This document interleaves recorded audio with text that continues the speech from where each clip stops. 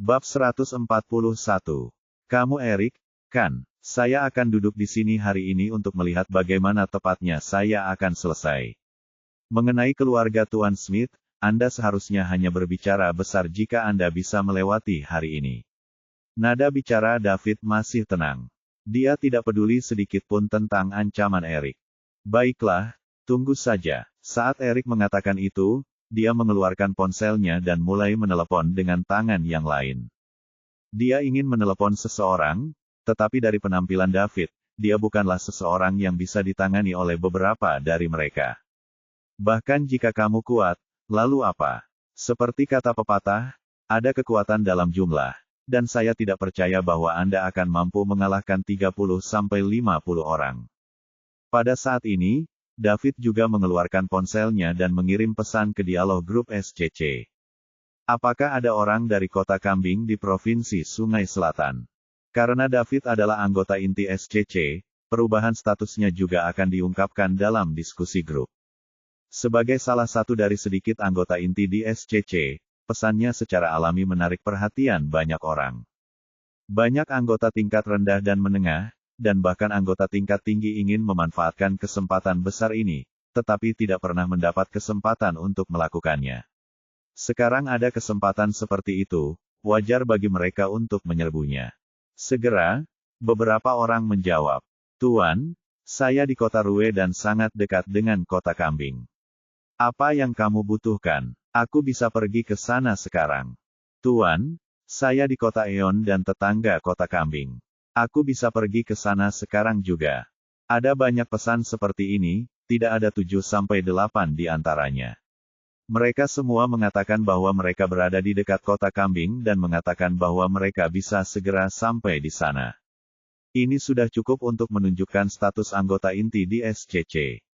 Jika seorang anggota tingkat tinggi mengirim pesan ini, meskipun semua orang akan membalas dengan sangat cepat, mereka tidak akan menaruh hati padanya. Pada saat ini, sebuah pesan menarik perhatian David. "Tuan, saya dari Kota Kambing, dan saya di Kota Kambing sekarang. Kamu ada di mana? Aku bisa datang sekarang." David segera mengirim pesan pribadi kepada orang itu. "Saya David dan saya berada di kamar pribadi 36 di Goat City Holiday Inn.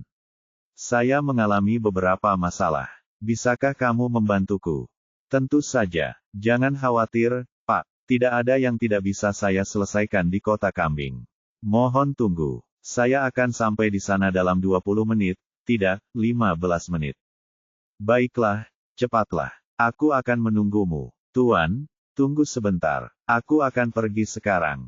David meletakkan telepon. Taraf memandang David dari satu sisi dengan matanya yang indah bersinar.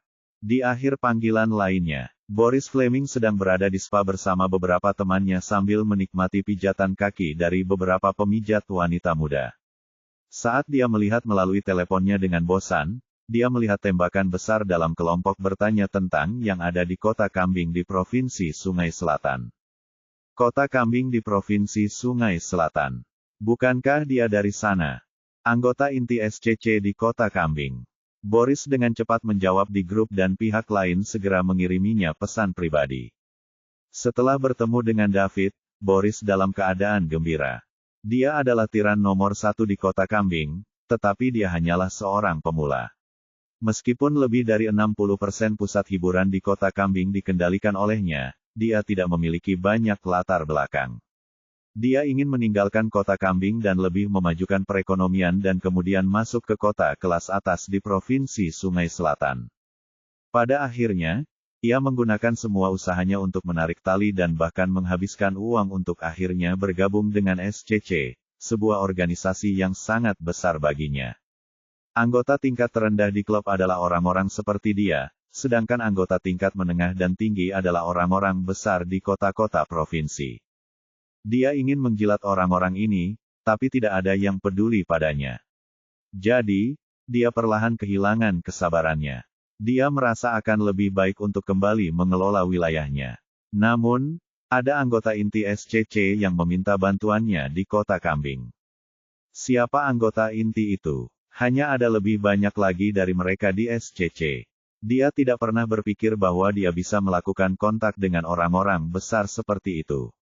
Ini adalah kesempatan yang diberikan kepadanya oleh Tuhan dan itu adalah kesempatan baginya untuk berkembang. Dia harus memegang telur emas ini dengan benar. Bagaimana masalah yang disebutkan David? Dia bahkan tidak terganggu olehnya.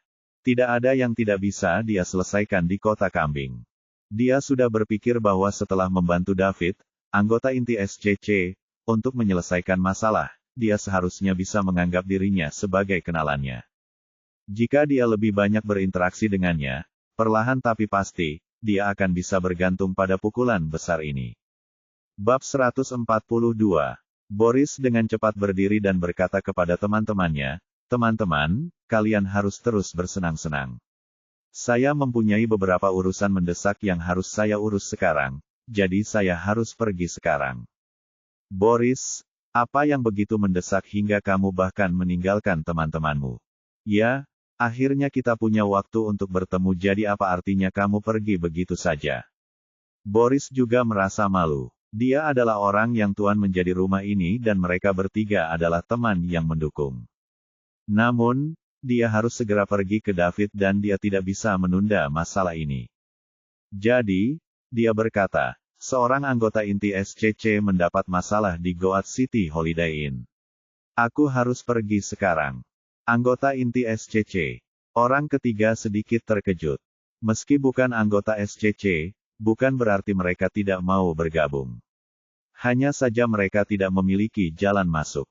Namun, setelah Boris bergabung dengan SCC, dia akan selalu pamer di depan mereka. Jadi, mereka memiliki beberapa pemahaman dasar tentang SCC. Boris adalah anggota tingkat terendah dan ada anggota tingkat menengah dan tinggi di atasnya. Anggota inti dapat menjadi manajemen SCC.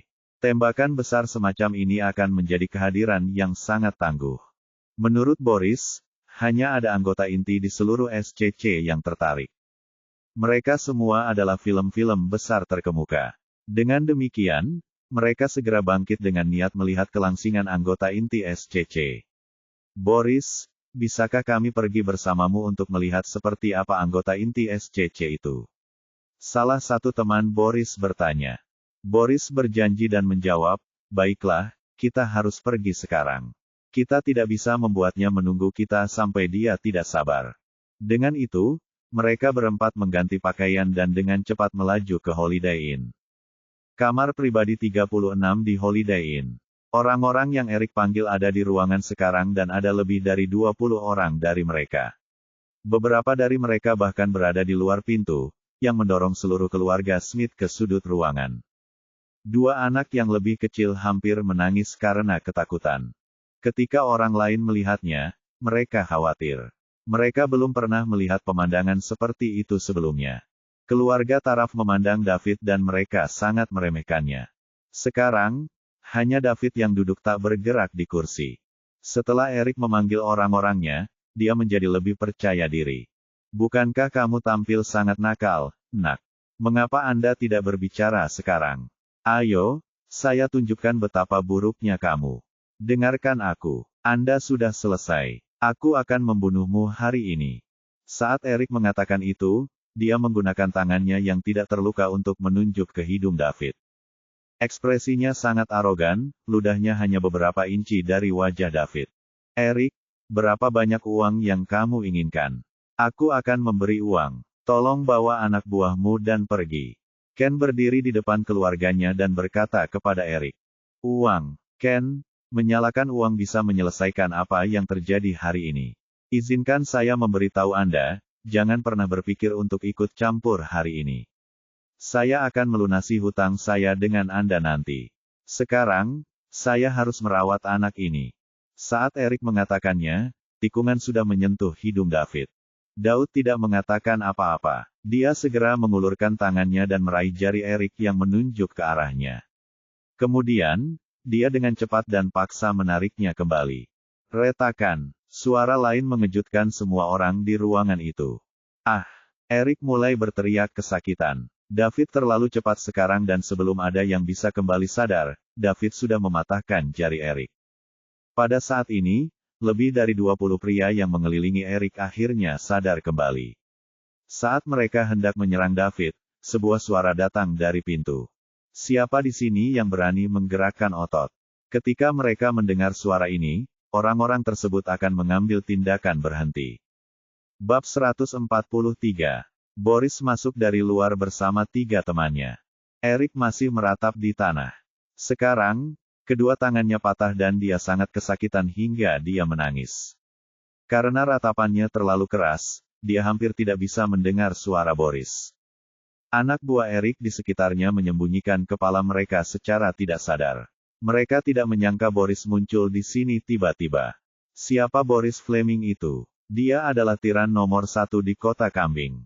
Julukannya adalah Lord Fleming. Seseorang seperti Erik bahkan tidak pantas untuk mencium sepatu Boris, apalagi anak buahnya. Jika seseorang menyentuh Boris di Kota Kambing, orang-orang bahkan tidak akan tahu bagaimana mereka akhirnya mati. Anda pasti Tuan Liddell, Boris sedikit membungkuk dan bertanya kepada David. Saya, apakah Anda Boris Fleming? David bertanya, karena semua orang akan menggunakan nama asli mereka dalam percakapan grup SCC, jadi dia melihat nama Boris ketika dia mengiriminya pesan pribadi.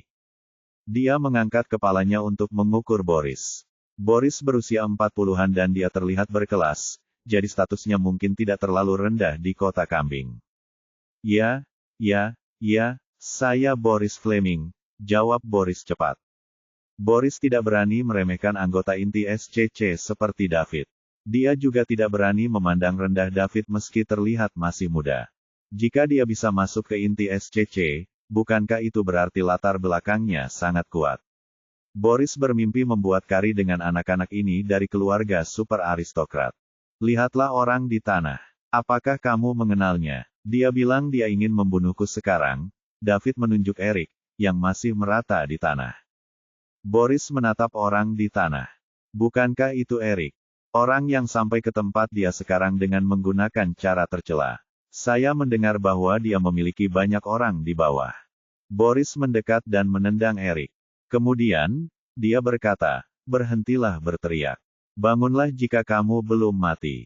Jika tidak, Anda akan benar-benar mati. Petik 2.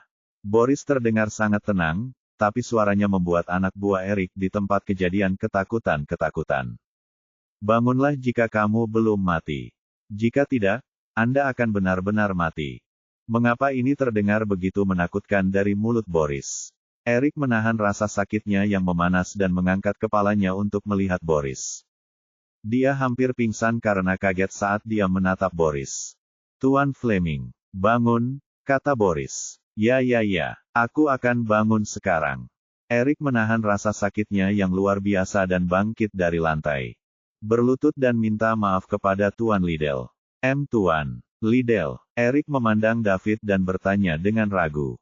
Kemudian, Boris menendang Erik di belakang lututnya, menyebabkan Erik langsung terjatuh ke lantai dan tergeletak di depan David. Minta maaf pada Tuan Liddell sekarang. Jika dia memaafkanmu, maka kita akan berpura-pura tidak terjadi apa-apa. Jika dia tidak memaafkanmu, kamu tahu konsekuensinya, kata Boris kepada Erik yang berlutut di depan David. Ketika Erik mendengar apa yang dikatakan Boris, dia menyadari bahwa dia telah menyinggung seseorang yang tidak mampu dia lakukan. Jika tiran nomor 1 di Kota Kambing Tuan Fleming harus menemukan Tuan Liddell, lalu seberapa kuat latar belakang Tuan Liddell?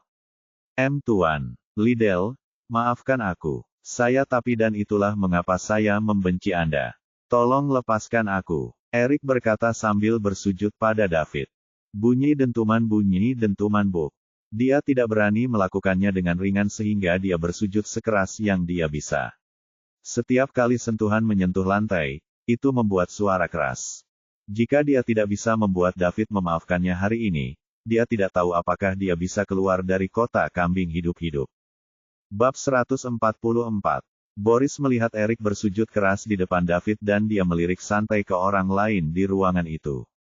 Pandangan ini benar-benar membuat pria berusia 20-an Erik ketakutan. Mereka buru-buru berlutut satu demi satu dan mulai bersujud kepada David. Bunyi dentuman bok. Bunyi dentuman bok. Suara ini berulang kali terdengar di ruang pribadi. Keluarga Smith menganga ketika melihat perubahan mendadak ini.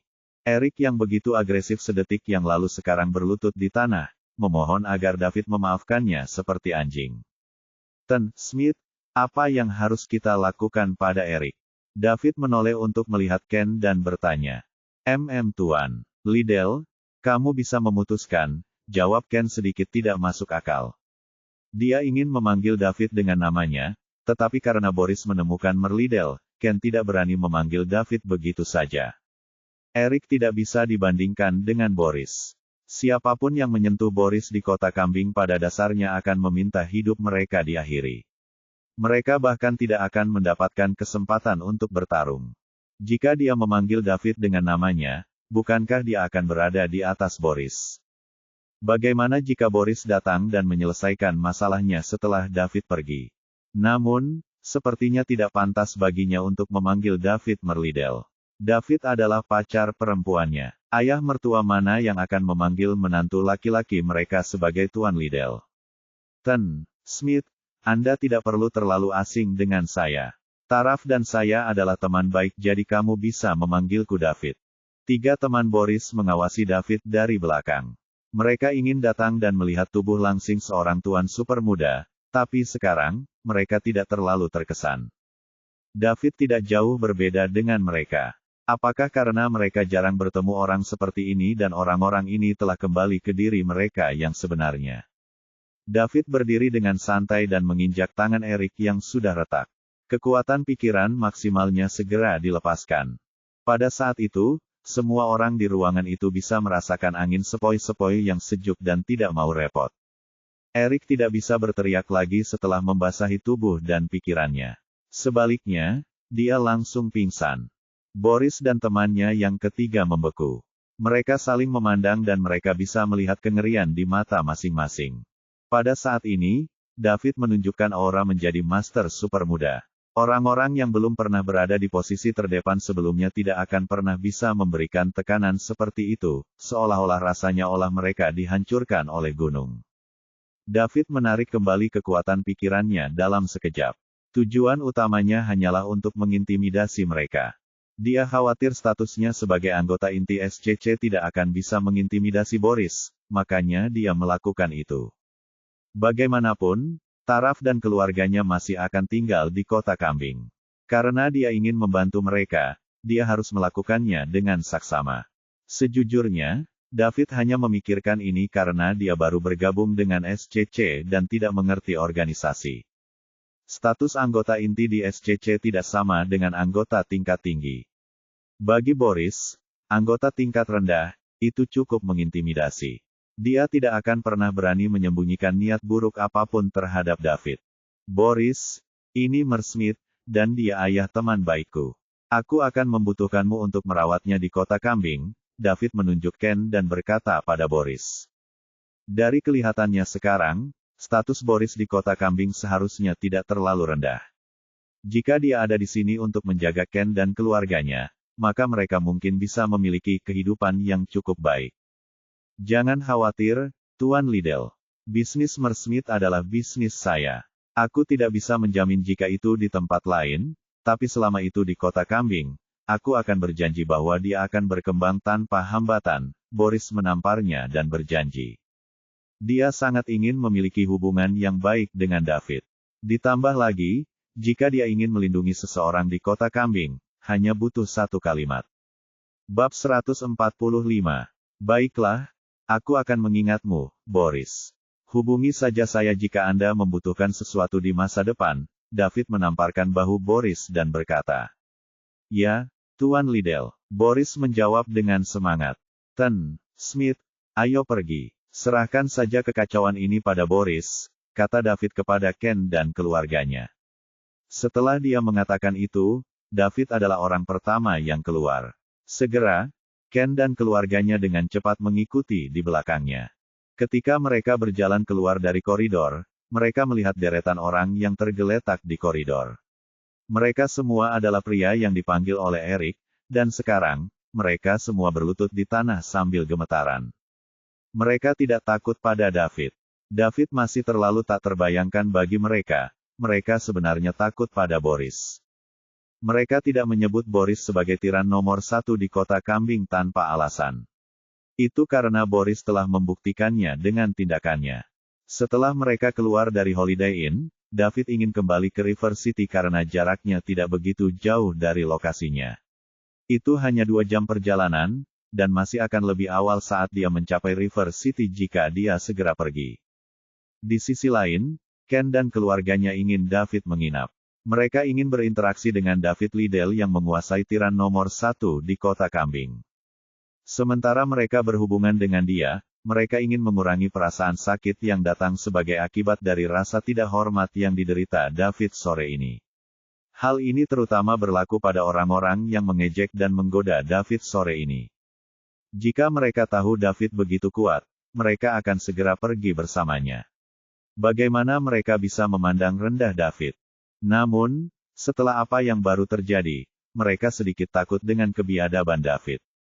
Oleh karena itu, mereka tidak berani mendekati David dan hanya bisa melihat taraf. Ken juga menarik-narik pakaian taraf secara diam-diam. Dia mengisyaratkannya untuk membuat David tinggal. David bermaksud membuka pintu mobil untuk masuk ke dalam mobil. Daud, panggil taraf. David menoleh untuk melihat taraf.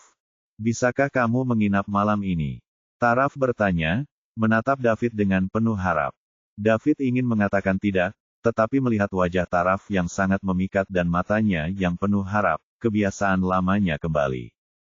Dia terlalu malu untuk menolak wanita cantik yang dekat dengannya dan baik padanya. Tentu saja, ini tidak berarti bahwa David adalah seorang playboy atau cinta yang berubah-ubah.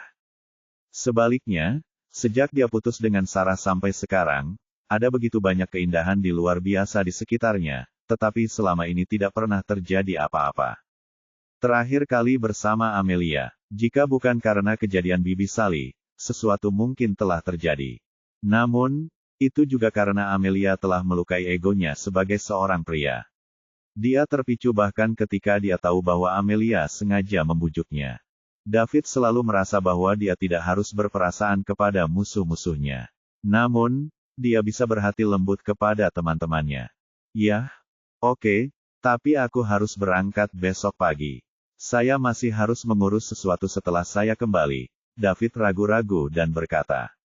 Oke, Taraf berlari dan memegang lengan David dengan gembira. Ken dan keluarganya senang David bisa tinggal. Ketika anak-anak melihat mobil David, mereka ingin mencobanya. Godaan mobil sport kelas atas cukup besar bagi mereka. Namun, orang tua mereka menghentikan mereka. Mereka sama sekali tidak terkejut bahwa David bisa mengendarai mobil sport seperti ini. Mobil ini cocok untuk status David sebagai master super muda. Namun, mereka menyesali kenyataan bahwa mereka tidak menyadarinya lebih awal. Jika mereka melihat mobil David saat dia tiba, mereka tidak akan memandang rendah dia. Begitu saja, David mengantar Taraf pulang, dan kemudian, semua orang kembali ke rumah Taraf sekali lagi. Bab 146.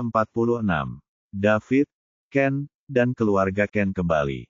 Boris dan temannya yang ketiga, Eric yang tidak sadarkan diri di lantai, dan puluhan pria Eric yang tergeletak di lantai adalah satu-satunya yang tersisa di private room 36 di Holiday Inn.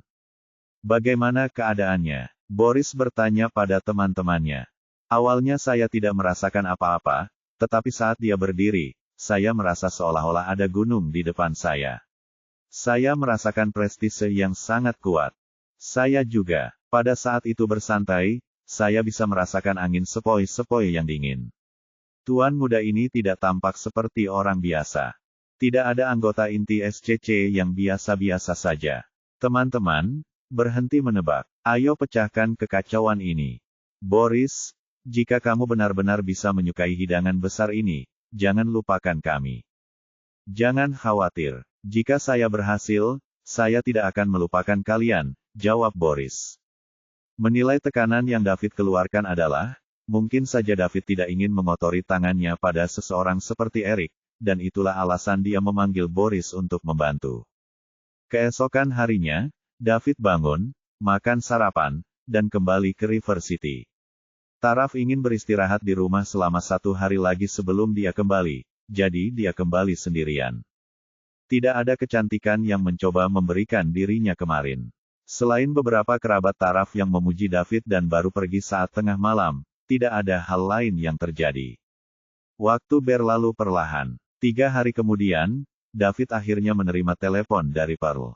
Dia bilang dia memperhatikan proyek tertentu dan menurut survei tim yang dia bentuk, itu layak untuk diinvestasikan. Namun, pihak lain meminta jumlah yang sangat tinggi, jadi dia ingin meminta pendapat David. David tidak mengatakan apa-apa dan segera mengirimkan sejumlah uang. Apa yang dia pikirkan tentang ini? Dia sangat ingin pihak lain meminta harga yang lebih tinggi. Dia merasa bahwa dia tidak memiliki banyak tempat di mana dia bisa menghabiskan uang. Uang yang biasanya dia habiskan tidak akan meningkatkan poin kemewahannya. Dia hanya menggunakan 200 juta untuk membeli 2 rumah untuk Bibi Diana dan Bibi Sally. Dia bahkan tidak membayar 100 juta lainnya. Saat ini, dia tidak tertarik pada 1 atau 2 poin mewah. Jika dia ingin poin mewah meningkat lebih cepat, dia hanya bisa berinvestasi dengan panik. Namun, dia tidak bisa berinvestasi secara acak. Jika dia tidak mengikuti aturan dan melakukan apapun yang dia inginkan, dia mungkin menarik perhatian seseorang dengan niat buruk. Dia merasa bahwa dia tidak memiliki kekuatan untuk melindungi aset yang dia miliki saat ini, jadi dia harus menjaga profil yang sangat rendah untuk saat ini. Jika mereka ingin berbicara tentang kekuasaan, dia baru saja memulai dan masih membangun dirinya sendiri. Dia bermil-mil jauhnya dari T-Man Stan Warner dari fraksi T dan Clinton Zimmerman. Bahkan jika dia bersaing dengan Zachary dan Charles, dia tidak akan menjadi saingan mereka. Jika mereka ingin berbicara tentang kemampuan, Paul mengatakan kepadanya bahwa dia hanya yang paling kuat di antara anak-anak muda yang pernah dia lihat, jadi itu berarti masih banyak orang tua yang bisa mengalahkannya. Oleh karena itu, dia ingin bekerja untuk mengembangkan semacam kekuatan yang menjadi miliknya secara eksklusif. Dia bermimpi bahwa suatu hari, dia akan memegang saham dalam jumlah besar di 800 dari 1000 perusahaan teratas di dunia. Ketika itu terjadi, perekonomian dunia akan berguncang saat dia mengubah tangannya. Buruk sekali itu. Betapa sombongnya. Itulah mengapa dia memilih Pearl untuk mengambil alih tugas yang sangat penting ini. Salah satunya adalah karena dia awalnya miskin dan tidak ada orang di sekitarnya dengan kemampuan ini. Setelah melihat-lihat semua orang yang berinteraksi dengannya, Pearl adalah orang yang paling dia percayai. Dia memiliki kemampuan dan dia memiliki garis bawah. Alasan lainnya adalah keluarga Pearl datang untuk mencarinya sebelumnya, dan dari kejadian itu, dia lebih memahami Pearl. Bab 147. Dia pasti orang yang mengingat rasa terima kasih dan akan mencoba untuk membalasnya. Bahkan jika orang tuanya sangat keras padanya sejak dia masih kecil, dia masih memikirkan mereka setelah dia mulai menghasilkan uang sendiri. Terlepas dari biaya hidup umumnya, dia hampir tidak menabung sepeser pun setelahnya. Bagi David, kemampuan adalah yang kedua karena tidak masalah apakah itu menguntungkan, karena dia sudah memiliki begitu banyak uang sehingga dia tidak dapat menggunakannya. Karakter adalah hal yang paling penting. Jika karakter seseorang tidak baik, bahkan jika mereka memiliki kemampuan, David tidak akan pernah menginginkannya. Jadi, hal yang dia minati adalah karakter Pearl. Untuk seseorang seperti Pearl, David bisa menjamin bahwa begitu dia selesai marah, dia akan terus membantu keluarganya. Bagaimana dia akan melakukannya terserah padanya. Ketika dia pertama kali mendapatkan sistem, David diam-diam membuat keputusan bahwa dia tidak akan pernah mengungkapkan kekuatan penuhnya sebelum dia berpikir dia bisa sepenuhnya melindungi dirinya sendiri. Menjadi rendah hati akan menjadi pilihan terbaik dalam hal ini. Itu akan menjadi senjata ajaibnya. Yang harus dia lakukan sekarang adalah mencoba menghemat poin mewah dan melihat apakah sistemnya dapat ditingkatkan. Kekuatan fisik dan mental maksimum jelas tidak cukup. Setelah mendanai Pearl sebesar 2 miliar, poin mewah tidak langsung meningkat, 20 poin hanya ditambahkan pada hari berikutnya, sehingga total menjadi 101. Ini juga memverifikasi pikiran David. Poin mewah hanya akan meningkat jika uang dalam sistem super mewah dihabiskan. Itu tidak akan bertambah jika itu adalah sumbangan atau jika dia mentransfer uang seperti dalam kasus ini dengan Pearl. Kalau tidak, bukankah lebih baik David langsung mentransfer 1 triliun ke rekening perusahaannya? Sistem ini juga sangat sederhana. Tujuannya adalah untuk membiarkan David menghabiskan uang dan kemudian meningkatkan poin mewah untuk meningkatkan dirinya. Di sisi ini, David mendirikan Departemen Keamanan dan meminta Paul untuk menghubungi beberapa tentara bayaran yang pernah dia temui di luar negeri sebelumnya. Apakah itu domestik atau asing, selama mereka mau datang, mereka akan menerima perlakuan terbaik, tetapi premisnya adalah bahwa karakter mereka harus lulus ujian. Misalnya, David tidak akan pernah menerima orang keji yang terpaksa melarikan diri ke luar negeri untuk menjadi tentara bayaran. David juga meminta Wayne dan Gordon untuk membantu Paul membangun dan menjalankan Departemen Keamanan. Bagaimanapun, dengan kekuatannya saat ini, tidak akan ada terlalu banyak orang yang bisa mengancamnya. Jika dia sendiri tidak bisa mengalahkan mereka, maka Wayne dan Gordon juga tidak akan berguna. David tidak pergi ke kelas karena dia sibuk selama beberapa hari terakhir. Oleh karena itu, gurunya memanggilnya dan menyuruhnya kembali ke kelas. David kesal. Bukankah guru mengatakan bahwa dia bisa meminta cuti sesuka hati setelah naik panggung untuk pertunjukan bakat hari buruh? Akhirnya, dia mengetahui bahwa seseorang langsung mendekati kepala universitas dan mengatakan bahwa David sering bolos kelas dan dia sama sekali tidak berperilaku seperti mahasiswa. Itu rupanya mempengaruhi reputasi sekolah terkenal seperti South River University. Ujung-ujungnya malah ditegur oleh pimpinan universitas. Setelah menerima telepon dari guru, David langsung menuju ke kantor rektor. Ketuk-ketuk. David mengetuk pintu 2 kali. Masuk, suara megah datang dari pintu. David mendorong pintu hingga terbuka dan masuk. Kanselir Oliver Carson sedang duduk di kursinya membolak-balik dokumen di atas meja. Setelah David masuk, Oliver menatap David dan berkata, "Halo, ada apa?" "Halo, Tuan Carson, saya David Liddell, mahasiswa tahun ketiga dari Departemen Manajemen Bisnis," kata David sambil duduk di kursi di seberang Oliver. "Ya, baiklah." Dan, Oliver bertanya, dia tahu David berbeda dari siswa lainnya. Biasanya, para siswa itu akan ketakutan ketika melihatnya. Di sisi lain, David terlalu riang, yang membuat Oliver merasa bahwa dia sedikit berbeda. Bab 148. Carson, saya punya sesuatu untuk diurus di luar kampus jadi saya kadang-kadang meminta cuti.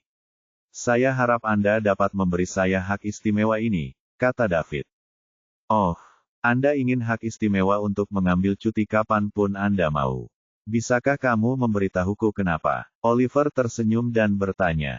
Dia juga penasaran mengapa David cukup berani untuk datang ke rektor dan membuat permintaan semacam ini.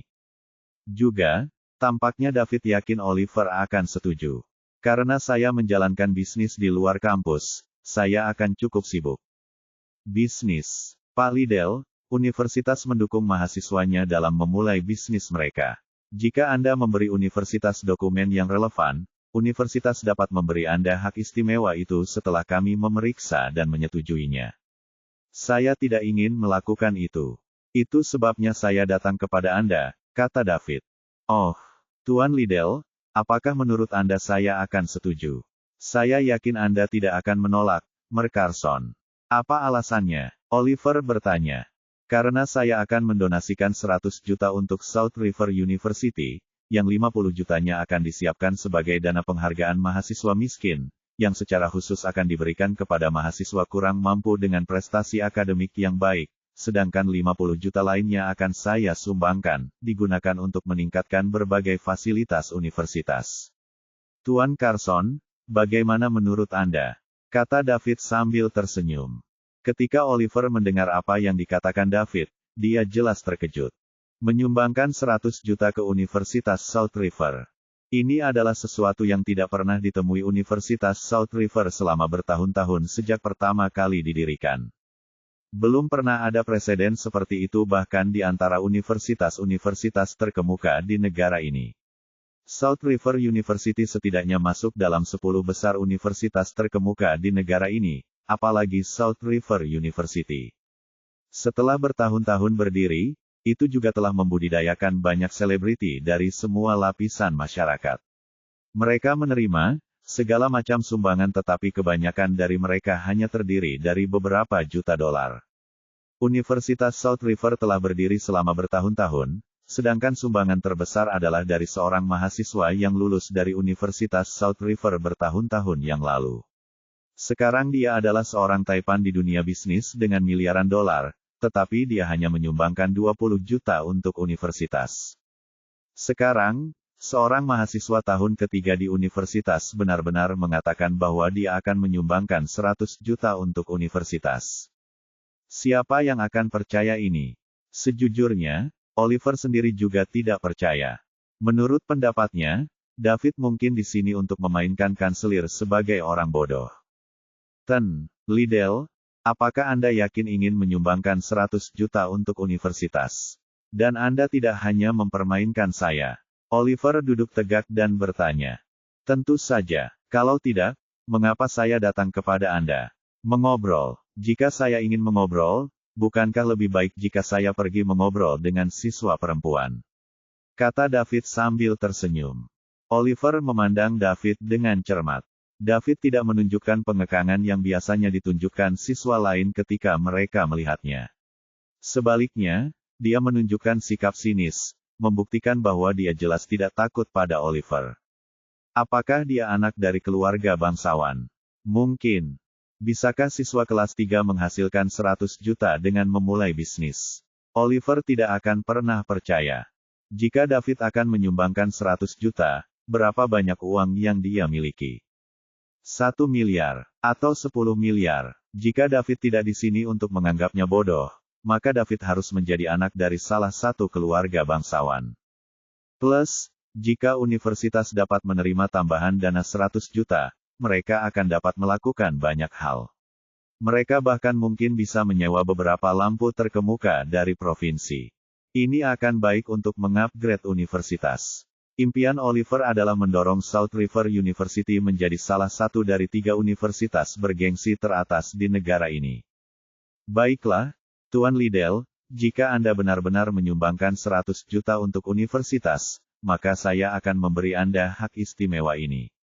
Pada saat yang sama, saya akan berterima kasih atas kontribusi Anda ke Universitas South River. Namun, jika Anda di sini hanya untuk mempermainkan saya, jangan salahkan saya karena melakukan hal-hal sesuai aturan. Petik 2. Bab 149. Oke, Mer Carson, itu kesepakatan, tapi saya harap saya bisa menyelesaikannya secara anonim dan saya tidak melongo seperti monyet dimanapun saya berjalan-jalan di kampus. Tidak masalah. Begitu saja, David membawa Oliver ke bagian keuangan universitas. Oliver bahkan memanggil kepala Universitas South River. Setelah donasi selesai dan 100 juta diterima, para kepala Universitas South River masih merasa berada dalam mimpi. Di masa lalu, ketika seseorang menyumbangkan beberapa juta dolar, mereka akan menyelenggarakan konferensi dengan banyak keriuhan untuk mempublikasikannya, tetapi sekarang menyumbangkan 100 juta dolar diselesaikan dengan begitu mudah. Nama David juga masuk ke daftar pimpinan universitas. Dia pasti seseorang dengan uang, jadi mereka akan mencoba yang terbaik untuk tidak menyinggung perasaannya. Liddell, terima kasih atas kontribusi Anda untuk pembangunan Universitas South River. Atas nama seluruh guru dan siswa sekolah, saya mengucapkan terima kasih yang sebesar-besarnya, ujar Oliver sambil menggenggam tangan David dengan erat. Sumbangan sebesar 100 juta dolar jelas merupakan yang pertama dalam sejarah. Saat ini, David masih pelajar dan dia tidak ingin menjadi terkenal dan ditonton.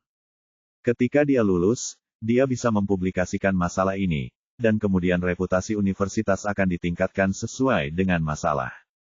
Seorang siswa tahun ketiga, yang memulai bisnis di luar untuk menghasilkan uang, menyumbangkan 100 juta langsung ke sekolah. Seberapa kuat rasa memilikinya sehingga dia akan melakukan ini. Terlebih lagi, dia bisa menghasilkan banyak uang dengan memulai bisnis di tahun ketiga, yang menunjukkan bahwa pendidikan universitas sangat bagus. Hati Oliver berbunga-bunga dengan kegembiraan. Ini tidak hanya akan menguntungkan universitas tetapi juga meningkatkan popularitasnya dan menarik lebih banyak siswa, membunuh 2 burung dengan 1 batu. Carson, kamu terlalu baik. South River University juga merupakan alma mater saya dan merupakan tempat yang mendidik saya untuk menjadi orang yang berbakat. Saya percaya bahwa setiap mahasiswa masa depan juga ingin melakukan sesuatu untuk berkontribusi pada South River University, jawab David dengan sopan. Kemudian, kepala sekolah menjabat tangan David dan mengucapkan terima kasih. David pun menanggapinya dengan sopan satu persatu. Karena David tidak ingin mempublikasikan hal ini, pihak sekolah tidak mengadakan upacara donasi. Setelah donasi, David meninggalkan sekolah dan terus mengambil cuti. Pergi ke kelas tidak terlalu penting baginya sekarang. Selain itu, dia memiliki kekuatan pikiran maksimal dan dia bisa mempelajari semuanya dengan sangat cepat. Oleh karena itu, dia merasa bahwa dia tidak akan gagal di kelasnya, dan hanya akan pergi ke kelas yang lebih penting. Bahkan jika dia gagal, dia percaya bahwa universitas akan membiarkannya lulus. Ini akhir pekan lagi. Setelah setengah bulan memulihkan diri, tubuh Sally hampir pulih. Mereka berencana untuk kembali ke kota Su bersama akhir pekan ini untuk memindahkan beberapa barang yang dibutuhkan. David juga akan menjemput keluarga Bibi Diana di mana dia akan melihat bagaimana janji mereka untuk pindah ke River City. Ketika dia di sana, dia akan pergi dan meminta kompensasi orang tuanya kembali. David merasa bahwa dia hanya bisa melakukan hal-hal sendiri tanpa khawatir setelah dia menenangkan keluarganya. Lily kembali ke universitas setengah bulan yang lalu. Oleh karena itu, keluarga Sally yang terdiri dari 3 orang, David, dan 2 pengemudi, Wayne dan Gordon, dipindahkan ke kota Su pada Jumat malam. David membeli G-Wagon lain sehingga Wayne dan Gordon masing-masing dapat mengendarainya. Mantan tentara bayaran ini akan baik-baik saja jika mereka tidak tidur selama 3 atau 2 hari, apalagi mengemudi selama beberapa jam. Mereka berangkat pukul 6 sore, dan sudah tengah malam saat mereka tiba di kota Su. Setelah David mengirim rumah keluarga Bibi Sally, dia, Wayne, dan Gordon menemukan sebuah hotel di county. Sally ingin David tinggal di rumah mereka. Bagaimanapun, dia sudah tinggal di sini selama 2 tahun. Namun, sekarang David merasa bahwa dia dan Jessie sama-sama sudah dewasa, dan keduanya harus memiliki privasi masing-masing. Lebih nyaman tinggal sendiri, dan rasanya agak canggung tidur dengan Jessie. Sepertinya tidak pantas juga tinggal di kamar Lily, jadi dia hanya bisa menginap di hotel. Dengan itu, dia berjanji untuk pergi bersama Wayne dan Gordon. Ketika dia pergi, David meminta perjanjian yang ditandatangani dengan nama Paman Bobby. Dev, pada kenyataannya, menurut kemampuanmu, pembaruan itu tidak ada artinya bagimu, tapi aku tahu kamu marah. Bobby memang salah karena melakukan beberapa hal itu, tapi pada akhirnya, dia masih pamanmu. Dia membesarkanmu selama beberapa tahun dan kuharap kau tidak berlebihan, kata Sally dengan sungguh-sungguh ketika dia menyerahkan perjanjian itu kepada David. Aku mengerti, Bibi Sally. Saya hanya ingin mendapatkan kembali barang-barang milik saya, kata David. Oke, aku percaya padamu. Jalankan bersama sekarang. Petik 2. Bab 150. Keesokan harinya, David membawa Wayne dan Gordon ke rumah Paman Bobby. Berdasarkan apa yang David ketahui tentang Paman Bobby dan Bibi Karen, sama sekali tidak mungkin mereka dengan patuh menyerahkan kompensasi. Oleh karena itu, pada malam sebelumnya, David menghubungi pengacara terbaik di River City dan mengirimkan kesepakatan tersebut ke pihak lain. Karena kesepakatan di tangan, pihak lain mengklaim hampir tidak ada keraguan dalam hal gugatan ini. Pengacara juga seharusnya sudah dalam perjalanan ke kota Su saat itu. Selain itu, ia menggunakan beberapa hubungan untuk mengarahkan orang-orang ke dalam sistem pengadilan. Pihak lain mengatakan bahwa selama bukti itu konklusif, itu akan ditangani secepat mungkin. Kediaman Paman Bobby terletak di pinggiran kota Su. Itu adalah rumah yang dibangun sendiri dengan 3 lantai, dan dibangun bersama oleh ayah David dan Paman Bobby dari David. Dengan kata lain, setengah dari rumah ini sebenarnya adalah milik David, tetapi setelah hak asuh David diberikan kepada Bobby, rumah itu secara alami menjadi milik Bobby. David dan gengnya segera datang ke rumah Bobby. 1. Saat memasuki halaman, mereka melihat Bibi Karen menyirami bunga di halaman. Setelah dia melihat David datang, dia bersinar dan kembali ke rumah. Jelas bahwa dia tidak menyambut David. David membawa Wayne dan Gordon ke dalam rumah. Sejak hari Sabtu, keluarga Bobby yang terdiri dari 4 orang yang semuanya ada di rumah. Ada paman Bobby, bibi Karen, dan sepupu Felicia dan Quinn. Namun, ketika mereka melihat David, tidak ada satupun dari mereka yang mau memperhatikannya. Mereka hanya menonton televisi sambil memikirkan bisnis mereka sendiri. David acuh tak acuh tersenyum tak acuh dan berjalan ke tengah ruang tamu. Kemudian, dia meletakkan perjanjian di tangannya di atas meja kopi dan berkata, "Bobby, ini adalah perjanjian yang kamu tanda tangani saat itu. Cepat dan beri aku pemulihan orang tuaku. Aku tidak akan menginginkanmu. Saya tidak menginginkan rumah ini, dan saya hanya akan menganggarkan sebagai bayaran untuk tinggal di sini selama beberapa tahun terakhir." David tidak memanggil Bobby sebagai paman Bobby lagi, dia langsung bertanya kepadanya. David trauma oleh pamannya setelah tinggal di sini selama bertahun-tahun. Perjanjian apa? Kompensasi apa? Aku tidak tahu apa-apa. David, jangan dengarkan omongan kosong yang disampaikan oleh Bibi Sally dan yang lainnya. Tidak ada yang seperti itu, bantah Bobby. Bobby, tidakkah pertanda tidak ada artinya bagimu untuk tidak mengakuinya? Itu ditulis dalam warna hitam dan putih, dan ada catatan yang diambil di pengadilan pada saat itu. Apakah Anda pikir Anda bisa bermain bodoh? Petik 2. Bobby tidak berbicara, tetapi Karen mulai berteriak. David, kamu anak nakal yang tidak bermoral, apakah kamu pikir kami tidak menghabiskan uang selama bertahun-tahun kamu tinggal di sini? Kami memberi Anda makanan, pakaian, dan kebutuhan sehari-hari. Izinkan saya memberitahu Anda, memulihkan orang tua Anda semua yang dihabiskan untuk Anda. Tidak ada satu sen pun yang tersisa.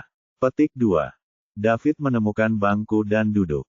Dia berkata, "Ayo, bantu saya mengerjakan matematika. Bagaimana saya menghabiskan 2 juta remaja? Jika Anda dapat menghitungnya untuk saya tidak akan meminta uang kembali.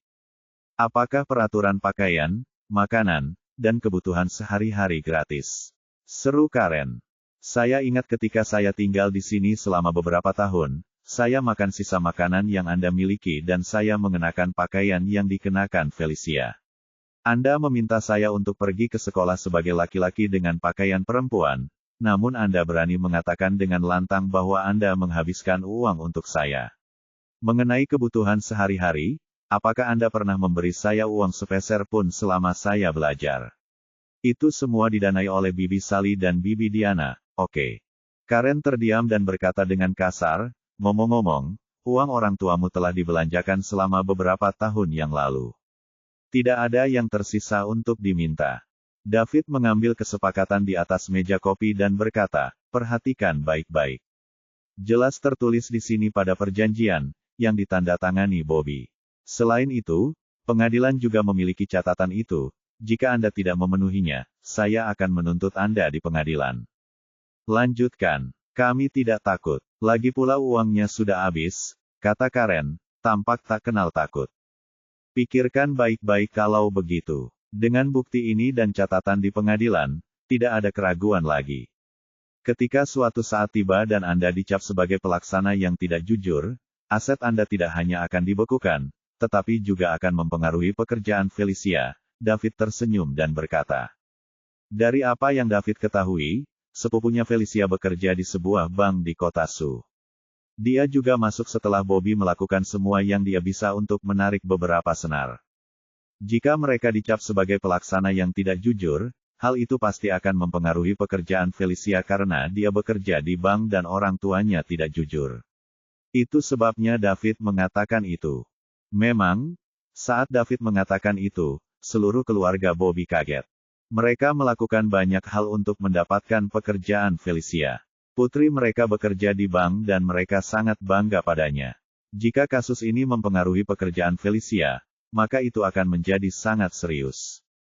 Felicia panik. Bank sangat menghargai kepercayaan, dan jika orang tuanya adalah pelaksana yang tidak jujur, hal itu akan sangat mempengaruhinya. Mereka bahkan mungkin menemukan kesempatan untuk memecatnya. Mampu bekerja di bank sangat menguntungkan di daerah kecil mereka. Dia sering pamer di lingkaran teman dan teman sekelasnya. Jika ini hilang, bagaimana dia akan hidup? Memikirkan hal ini, Felicia menatap orang tuanya dengan sedikit kebencian. David, jangan main-main. Biar ku beritahu, jika kamu berani mengganggu pekerjaan Feli, aku tidak akan pernah memaafkanmu. Bobby mengancam. Bobby selalu memukuli David sejak dia masih kecil, bahkan setelah SMA, David sedikit takut melihatnya. Meskipun dia tidak tahu mengapa David berani meminta uang kembali hari ini, dia memiliki keunggulan psikologis atas David. Bobby, bagaimana kamu bermaksud menghukumku? Aku benar-benar ingin tahu. Apakah Anda masih akan berlari di sekitar halaman dan memukuli saya seperti ketika saya masih kecil? Kamu bisa mencobanya sekarang. Setelah David selesai berbicara, wajahnya yang tersenyum tiba-tiba berubah serius. Kata-kata Bobby mengingatkannya pada masa kecilnya yang tragis.